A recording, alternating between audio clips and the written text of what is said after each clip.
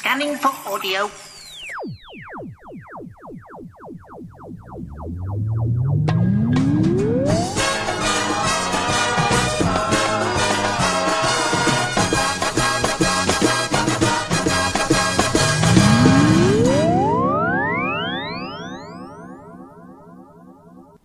Hello and welcome to another episode of For Your Consideration. It's a month late because things happened. I can't remember what they were now, but we had two recording dates in October to get this out in November, and both of them had to be cancelled. So we're now recording this in November to get in your ears in the first week of December. So hooray!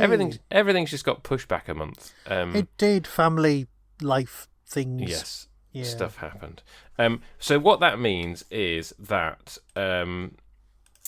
Michael's wife, Andy, is choosing January's episode, and then we'll be back to Michael and me picking alternate months from February. And Michael will be telling us at the end of this episode what his wife has picked for us to watch next time. I will. This month we are doing Austenland, which is what my wife picked for us to watch, and we've both watched it, haven't we, Michael? We have, yes. We have. Well, no, right, because it's the wife's choice, which sounds weird. It sounds very 1950s, but partner's choice anyway. So, my wife went, okay, well, if I'm making him and her watch something, I can only legitimately watch that. And we were at a loose end, so we all watched it together, which is a bit weird because we don't normally watch the stuff, because, you know, it's things like, hey, what's your homework? It's some 1950s movie. Okay, then, off you go. Off you go. Yeah. When you say you all watched it together, did your daughter join in as well? Yep, all three of us. Oh, okay, right. And many of the comments are from her. Oh, interesting. Okay, I look forward to her commentary. Because let me see. Now, when you not sold it to me, when you told me about it, I assumed that it was something rom-com, which I've got no problems with at all. I like a good rom-com, and I thought there's a few other things that popped into my head, which I'm sure we'll discuss in a minute. But basically, suggested it to my family, and they went, "Yep, there's nothing on Sky. Let's watch that." So I got the memory stick, shoved it in the back of the TV, and we watched it. And we watched it. Cool. Well, I mean, I have to fight my wife's corner, and because I mentioned to her that you'd called it a rom-com, and as far as she's concerned, it's a parody first, with a side note of rom-com, mainly because the rom bit is actually quite a small part of the story, whereas Indeed. the whole thing is the parody of Jane Austen and that era I think that's probably where it was beginning to go a bit wrong for the family. Right. Okay. We didn't know what to expect. Right. So in our heads we went preconception. Right. And the minute you do that, you're onto a loser, and that's kind of where I was at. So yes. I probably approached it wrong. Well, I mean that's fine. Should we? I mean, usually at this point, you would ask me, "Why have you picked this?" And obviously, I haven't picked this. Hang on, but did she tell you? Well, I had a brief conversation with her. Yes. Then let's hear that.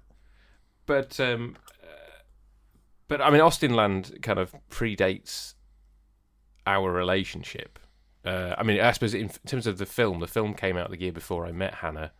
The book is older, and the screenplay was co-written by the writer of the book, but apparently the book is very different. So this is very much the film. But it's something that she always talked about as something that she loved. And she said the main reason she picked it is precisely the remit of this podcast, is that it's an underappreciated gem in her mind.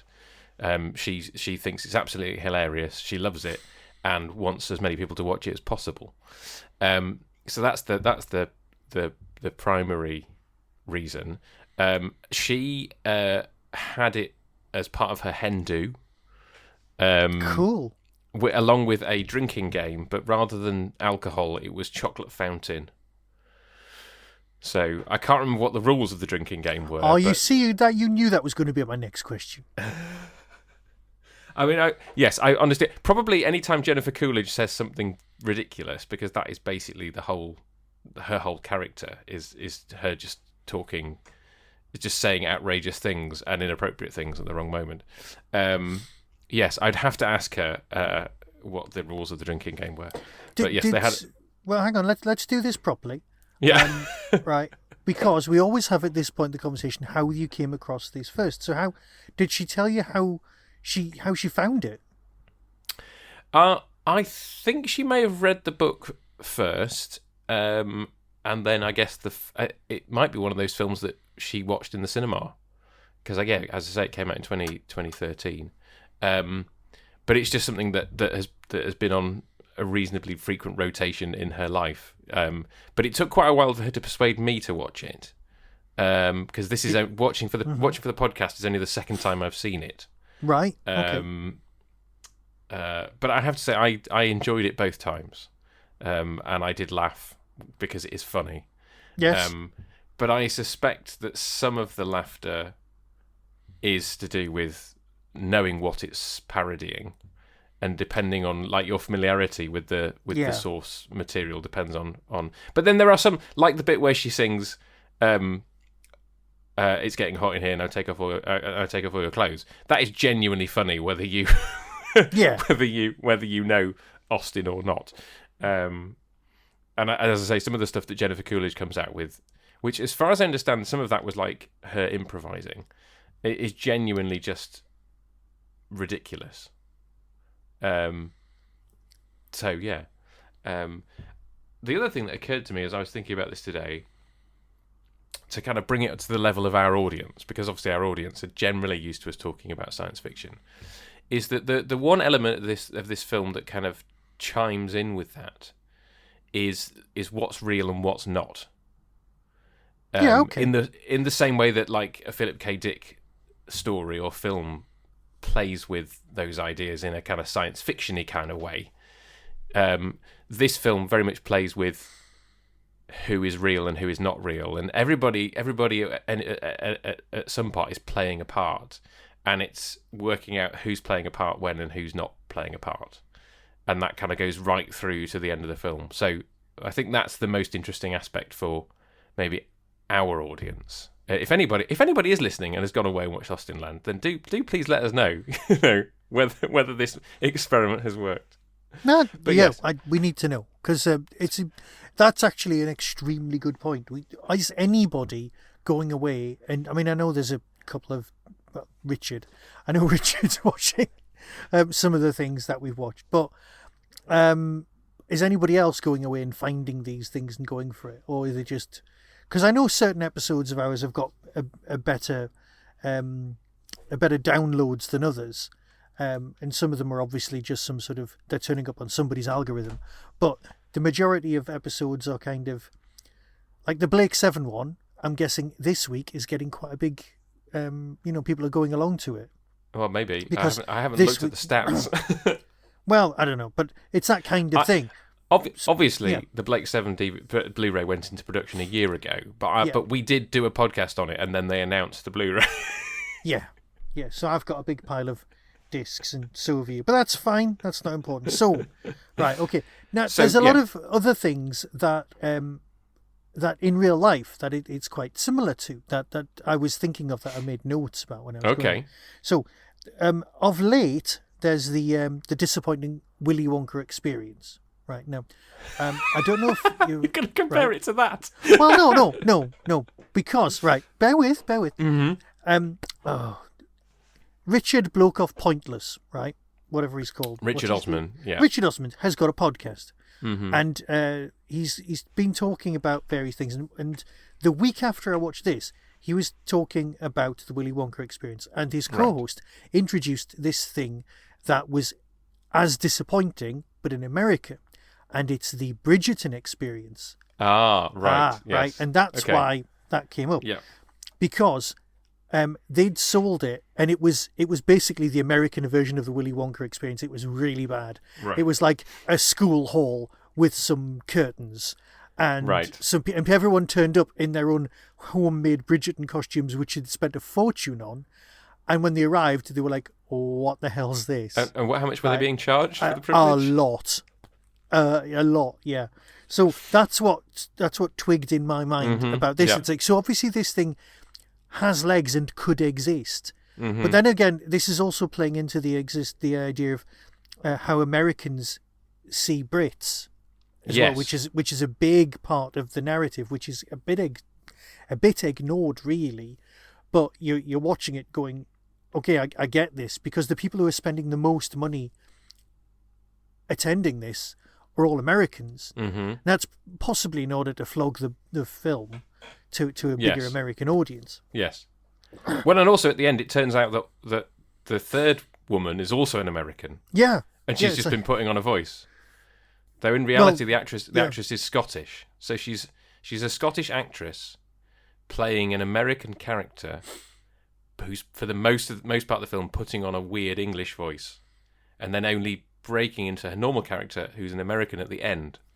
Yeah. And all the while she's Scottish in real life. So that's the other thing, is the fact that you've got that working on two levels, because obviously this is acted because it's a film, but then everybody's acting within the thing, and then there's the play within the artifice of it. So there's several layers of all all that going on. No, that's fine. It's fine. The problem is, in my house, is either we were expecting like a rom-com, which it wasn't. There were obviously there's a romance element because in Jane Austen and all of those things that constantly get remade, the Emmas, the Pride and Prejudices, and all of those things, which have only, to be fair, been remade so many times for film and television because they're free. Right? They're a decent plot, but you don't have to pay the author, and people can latch on to the narrative. Things like Clueless or 10 Things I Hate About You, remakes of narratives that already exist that you don't have to pay the original authors for. Yes, I mean, in the case of 10 Things I Hate About You, several hundred years of copyright. Well, I do. But that is a hugely popular film in our house. Yeah, no. I mean, we love it as well. Yeah. And so I get that. So that's one of the reasons that the BBC are always remaking. Like every 20 years, it's another Pride and Prejudice. Yeah. It's another Wuthering Heights. And they've got stories, but you're selling a product that people already know so they can compare it to other versions and things like that. So I get that. Or so they can watch it and hate on it because it's not the one that they loved from 20 years ago. But they're still going to watch it because it's the new version of Pride and Prejudice. Are we talking Doctor Who fandom here, or are we talking Pride and Prejudice fandom? Because I'm getting very similar vibes. I'm sure. I mean, yes. But perhaps that's a problem with fandom itself. It's more and more, I am the whiz kid from Greatest Show. You know, who's the one that like it's that internet meme. We always were. No, but I think the point that I discovered classic Who, you know, I wanted to embrace it all and love it all.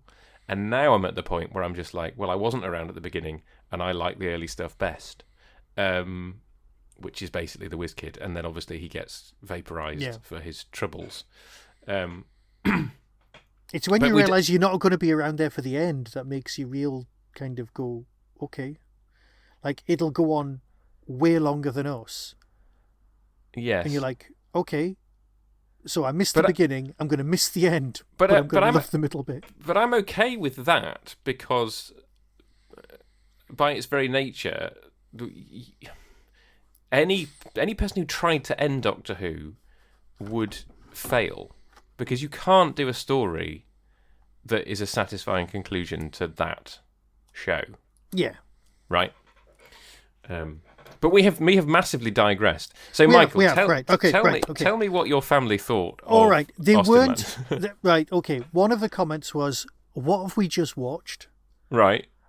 Which is probably not the best thing to do. I don't want to. I really don't want to upset your wife here on this one at all. No. I think she would be quite happy with somebody going, "What have we just watched?" Because I think that's probably what I said to her as well. But that wasn't a criticism. That was I don't know what I've experienced. I've enjoyed it, but that was it. You see, because we also always do Christmas movies in our house, like the really, really bad ones, the ones where hey, it's a character. I'm a baker in a small town. Somebody's going to come in and buy the rights. Very little to do with actual Christmas. Someone's going to buy my shop, which has been in my family for years. We're going to have a competition. Oh, and it's enemies to friends. As a concept. Yeah, we get it. We watch those. And there's a specific one that my daughter is desperately waiting for. So we kind of, in our heads, going, well, it's not one of those either. It's not one of those. It's not a rom-com. It's different. And if we'd gone in thinking that's fine. However, the big issue for my daughter, right, okay, if you're our generation, well, if you're my generation, you watch the film, bear with me, this does go somewhere, should be on my, calling cards. So, the film Grease, okay? If you watched it and you were my generation, you went, hey, it's the 50s, it's a bit like Happy Days, therefore, and it's got some songs, the end, right? Right. As you get older, you go, hang on, there's a flying car at the end. What the hell's going on there? Right? And then there's a whole can of worms that involve her actually drowning at the beginning, and the whole film's a dream sequence as she dies, and then she goes off to heaven at the end. Right? That's a whole extra level. Or why does the car fly? Gets into people's heads, okay? But then they go, it's a musical, we just need to live with it. Now, if you watch Grease now, and you're my daughter, your first reaction is, oh my God, what a terrible film. Why is it a terrible film? It's the message. Change for a man? I don't think so. Right? And that is the entire purpose of not just the main relationships, but all of the relationships in the films. All of the men are terrible. The women aren't that much better. And you go like, I can see this through different eyes. So she's watching this film and she fixates on, and I know we do a whole where do they see them in Doctor Who, but there's this Slovene bloke, okay? She fixates on he's a bit rapey, right? Okay? Yeah. Is basically implied, and it's happened before, and it'll probably happen again, and everyone's into just covering it up. Which I know happens in a terrible place. Yes. But because we were trying to work out what kind of film we were watching, she latched onto that and went with it big time. Right. Because they were like, I'm not going to reveal your big secret. And my daughter's like, why? Close them down. They're terrible people.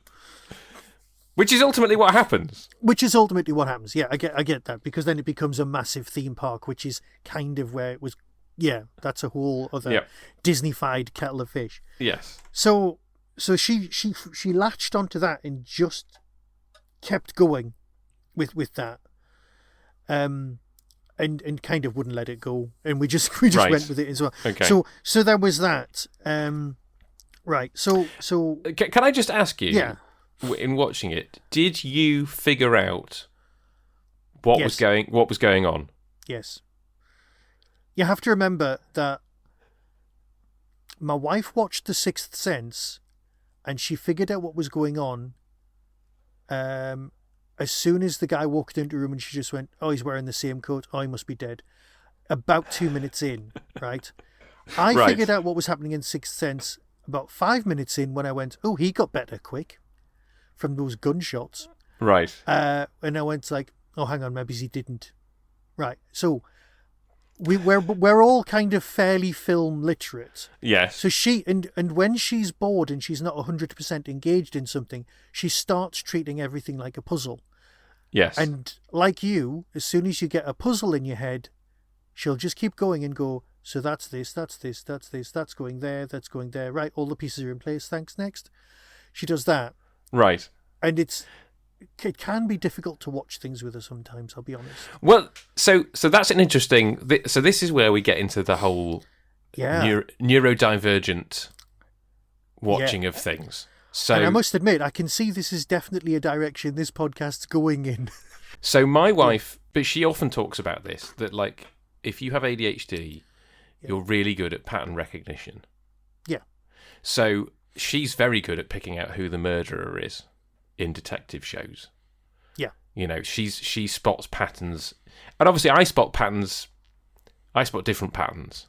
And I'm trying to remember what I thought when I first watched this. I suspect I was taken in by the fake romance that she thinks is the real romance. I think you are for about 5 minutes, and then you start, well, a couple of minutes, and then you go, hang on, Has this been... Right, oh, hang on. Whoa. There's a thing we need to discuss in later. I'll mention it now so that we can cycle back to it. Yeah. Stuffed animals. Right.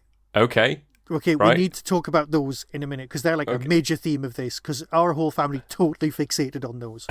Okay. Like in a big way. Right, so yeah. So you figured out that there was a romance that had been built into the plot for the people who'd bought the lesser package. Yeah, so I didn't. The first time I watched this, I did not twig that was what was going on. So call me slow. Yeah, well, not really, because I got to that point, but then I was like, right, well, obviously there's going to be a genuine romance, and it has to match the narrative structure of the original piece, which is you think someone is an idiot, but actually they turn out to be the hero of the piece. And that's the entire narrative of the story that she's actually meant to be fixated on in the first place, and she doesn't spot that. Yes. Because that's what's happening to her in real life. Yes. So she thinks the Wickham-like character is the one that she should be with, and actually she should be with the Darcy-like character. Which is what ends up happening at the end of the film. Which is the actual narrative storyline in the first place. Yes, exactly. Yes. So being able to structure something is... that's, I'll pay the authors their dues. They got that bit right. It's nice. Yeah. But they also had to find a way of making the Darcy character not an actor.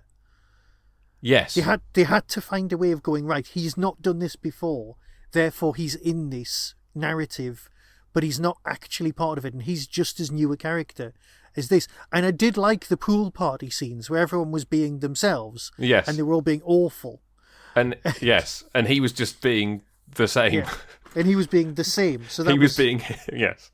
Yeah. And then you have the meta level of the fact that he plays the love interest in one of the adaptations of Northanger Abbey.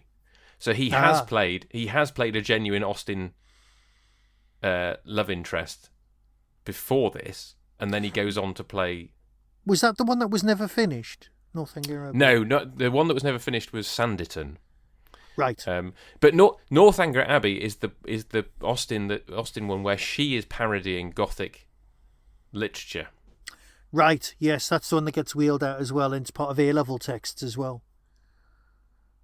See, the problem with that is that you are so far away chronologically from it happening that you're like, well, I know this is meant to be a parody, but it's a parody of things that are so distant that it's the real thing. You're like, it just becomes yet another example of Gothic literature. Well, arguably. Yes. Yeah, unless you know that that's what it's doing. Yes, yeah. So yeah, do you know Flight of the Conchords? I've seen one episode. Okay. Yeah, I think I've seen the pilot. I'm not particularly familiar with it, but obviously the guy that she thinks she's having the relationship with, he's one half of Flight of the Conchords. Ah, right. And did you pick up on the joke at the end about the Hobbit? Yes. Yeah, because he was in the Hobbit. Oh, I didn't get that. Yeah. But you know me, the minute somebody's not in context, I'm like, well, what, eh? It takes a lot. It's not the same with voices. If somebody's been in a Big Finish and I hear them do an advert on the radio, I'm like, that's Dan Starkey doing such and such. I get that. But that's just, yeah. But yeah, so he was in Lord of the Rings, and there's a whole like meme about him. Right. Because he's an unnamed character, but he's kind of there when the Fellowship kind of gets together, apparently. And then he got a part in The Hobbit. So that whole kind of like you couldn't get a part in The Hobbit is basically an in-joke. Oh, because he did get a part. Because he did have a part in the actor had a part in The Hobbit, right. But not the character that he's playing in this. So it's another. Yeah. Got you. But that's one of those like this is just here for. Did you see the Paul McGann clip that I posted on Twitter the other day? No. What was it? So I posted a couple of clips of like other shows quoting the Doctor Who theme in their incidental music. Hang on, right, got you, right. And it was an episode of McDonald and Dodds where Paul McGann with the woman from Torchwood. Yes, in it. Yes. And it's one of those ones where you're watching it and you're going, I bet this wasn't in the original script because this only makes sense with those two actors having been cast. Well, I mean, it could have been anybody. It could have been anybody from Doctor Who, but it's the fact that you've got Naoko Mori playing a the owner of a Japanese company that's coming to buy this British F1 company that's run by Paul McGann, and she walks in to a thinly disguised version of the Doctor Who theme tune, and when it finishes, she goes, "It's smaller on the inside," which, if you don't know anything about Doctor Who, makes very little sense. Yeah. But it's clearly one of those things where the writers were like, we've cast them now. We're gonna put this in, and the composer probably went, "I'm gonna have some fun with this." And so I like that level of kind of meta joke. Yeah. That we had. But again, if you don't know anything about him as an actor, it just goes goes over your head. It's funny. It's still funny. To be fair though, the one in this Austenland actually makes more sense, because if you just think, oh, he's a terrible actor, he couldn't get a job in the Hobbit because he's from New Zealand, works actually in the narrative. Exactly. It's just an extra level added. Yes. But it's bigger on the inside. It's not as big as whatever it was. The size gag. Yes. You're like, that wouldn't make sense in the narrative. No. Otherwise, so it's better here. That's fine. Yes. So also at the end, my wife said, "Did you?" And this is important to her. Did you like any of the characters in it? And this was important to her because that was an actual narrative moment. Because I know you're supposed to. Usually, you're supposed to latch onto at least one character, and you see the narrative through them, through their eyes, and you go with it. So, obviously, with this, you're supposed to identify with Kerry Russell's character. Yeah. Did you not? Because I quite like her. She was all right, but I was like, yeah, she's all right, and I think that's probably where I was at. Okay. I think it was everyone else, but the woman who owns the house is she's everyone. They're all over. Okay, so what did you say the name of her friend who's got too many bags? What's the actress called? Oh, Jennifer Coolidge. Right. So who was in Legally Blonde, right? Yeah, she's Snap and was it? I'm trying to remember a catchphrase from Legally Blonde. I've only seen Legally Blonde once. I do not recall. It's not that bad. I don't mind it at all. It's not Legally Blonde 2, but there's no. That's not. That's not a good thing. I can't believe I've seen the sequel. So I'll watch practically anything. It's fine. Yeah. She is good, but you don't know because she's always playing the same character or a version of it, and you don't know because it's obviously her real voice. Yes. And she's got not an affectation, but she has got a certain style of delivery. Yes. But is she a comedian, or has she always been like an actor who does the one type of role? I mean, let's face it, we've had enough of those in the UK over the years. Yes. We know that it's like we're hiring this person to do that kind of role. You get Leslie Phillips, and you get Leslie Phillips. Yes. Yeah. Whatever the film is, yeah.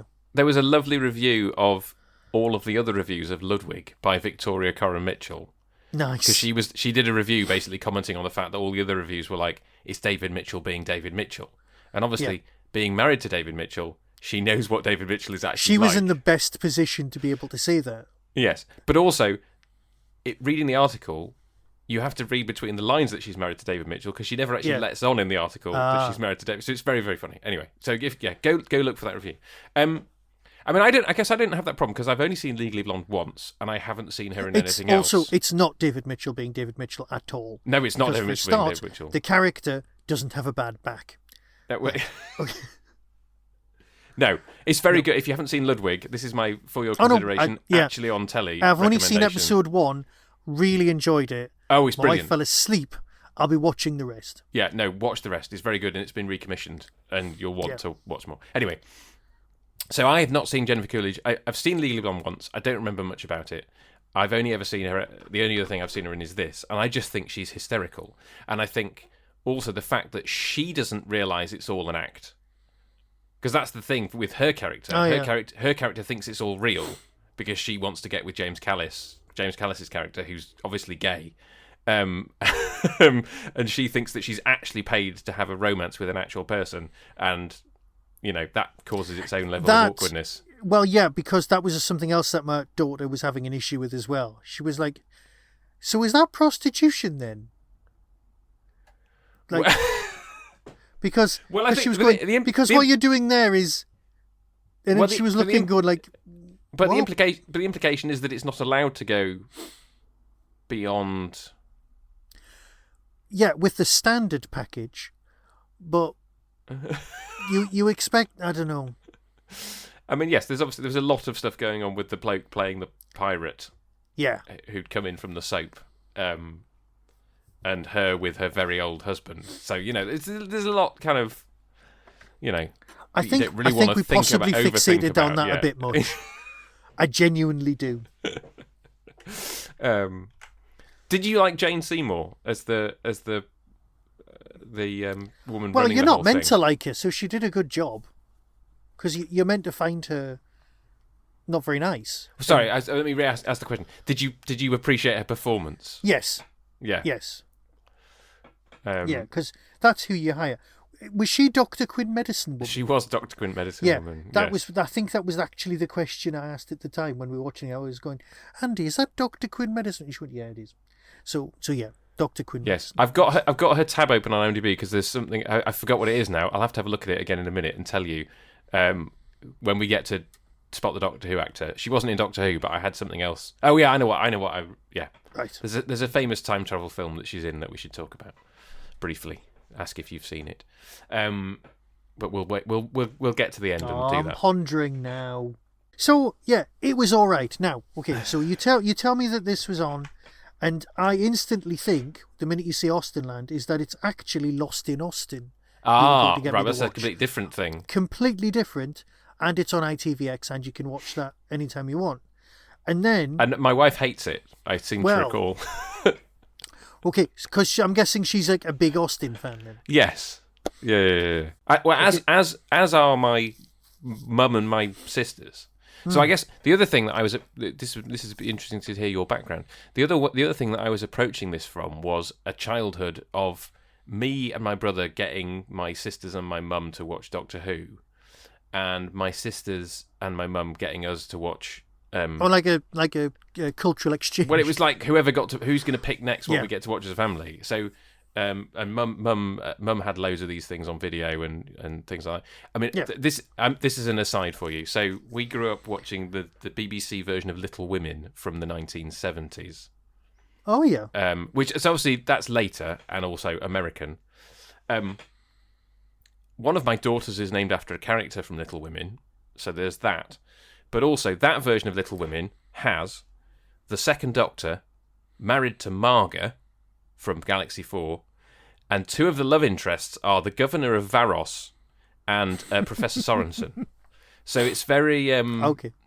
It's very Doctor Who. Well, no, actually, some of those people hadn't been in Doctor Who by the time before they were in Little Women. But but we're not. I'm not going to make you watch that because I don't think it's even available. No, because the Little Women that is the one, our preferred Little Women in our house, Right. is the movie. The 90s one or the more recent one? No, much earlier. Earlier. Okay, there's an older. Oh, yeah. I mean that film. That one's been done to death. Hannah refuses to watch any adaptation of Little Women because she loves it. No, so hang much. on. No, it's the one that's got is it? It might be Elizabeth Taylor. Oh, A young Elizabeth. there's a Liz Taylor version, is there? Okay, wow. Hang on, I might have this wrong in my head. Little Women's the one with Joe, isn't it? And Joe and Meg and, it's Beth Meg and yeah. Amy. Yes. Yeah, it's like the really famous movie adaptation. I'm gonna check it on my my tricorder. Hang on, give me a second. Here's your cast from the Right. 1949 version. Oh, That's the version wow. we watch in Okay. our house. Okay, Elizabeth Taylor plays Amy. Okay. Okay, you've got June Allison plays Jo, Margaret O'Brien, Beth, Janet Leigh plays Meg. Oh, And Janet then- Leigh. Yeah. Oh, right. Let Okay. me see, and then there's lots of other people whose faces you would know. Right. Yeah, there's a lot of people who you would just recognise and go, I've seen them in lots of other films. Right. Uh, Well. but anyway, yeah. So that version was the definitive one for years. Right. And I think I managed to track it down on DVD, and we do watch that. I'll probably watch it every Christmas, to be honest. It's one of the ones we just wheel out. So yeah, I get that. I get the watching episodes of Little Women. I'd never even Yeah. seen it. Andy introduced me to that, and we just Yeah. kind of do it. But then again, at New Year we watch Peter's Friends, so it's Yeah. it's just you do things like that. Yes. But obviously, in terms of Austen, I think I must have watched at least one adaptation of every one of the novels at some point. You've also got the famous 95 Pride and Prejudice, which she watches in Austenland, doesn't she? There's the bit where she watches the famous Colin Firth. Is that the Colin Firth What's bit the that Colin isn't Firth in the book? One? Yeah. Yes. My dad's opinion of that was that Jennifer Ely had like one expression. He didn't like her Lizzie Bennet. I thought she was very attractive, personally. Yes, and then that's got a few Doctor Who actors in it as well, as does the 80s version. They're all any British period drama is going to have some Doctor Who connection. Well, it is. It is. I mean, to be fair, I know it's not really connected, but you've got Pride and Prejudice and Zombies, and you've got Matt Smith in it. So indeed, yes. There's also. Have you ever seen Bride and Prejudice, which is the Bollywood version of Pride and Prejudice? Oh, hang on. We may actually own that on DVD. Yes. Yeah. It's quite good. It's quite good. Yeah. But we digress. See, we're not just all Doctor Who in this house. Well, no, and you'll have to wait until next time. But my next choice for this is very much not the kind of thing you'd expect. Right. But it is one of my favourite films. Anyway, but that will be at the end of next episode. Right. Okay. So, hang on. You've got more notes, haven't you? Stuffed animals. Right. Okay. Go on. Right. Have the I want to say protuberance. Has the huge amount of random stuffed animals in the film never come up in a conversation with you and your wife while watching this? I can't say it. Right. Okay. So loomed large in my mind. About 20 minutes in. Right. They're having a conversation and they're in the stables. Right. And in the background, there's a single solitary chicken not doing anything. Right? Okay, so we go, there's a chicken and it's not doing anything. That's a bit weird. And we all commented on it at the same time. Okay, and I'm thinking, was that put in there because they wanted a chicken in the scene? Okay, was it just a directorial choice for that one shot? They wanted a chicken in the background. Ridley Scott has a chicken in every single one of his films, including Alien. I was about to ask that.